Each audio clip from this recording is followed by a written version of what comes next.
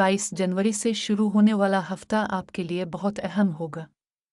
3 अहम तरीन फलकियाती इवेंट होंगे जिसका आप पर शदीद असर होगा। अपनी सलाहियतों को मुनाफा में बदलने का अच्छा टाइम आ रहा है। वीनस 30 जनवरी को तीसरे एंगल पर होगा।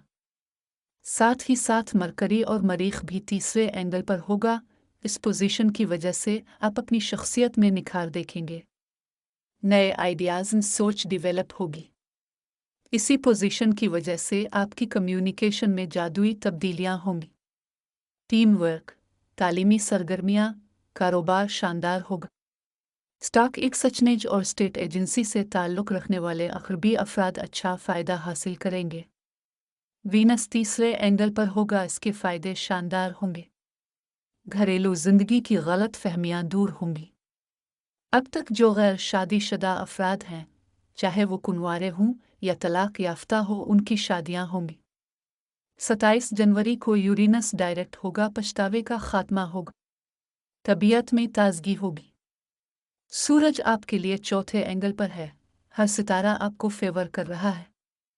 ये आपके लिए गोल्डन सीजन है। इसमें बड़े बड़े फायदे होंगे। किसी काम का तजुर्बा है तो बेझिझक शुरू करें। फायदा होगा।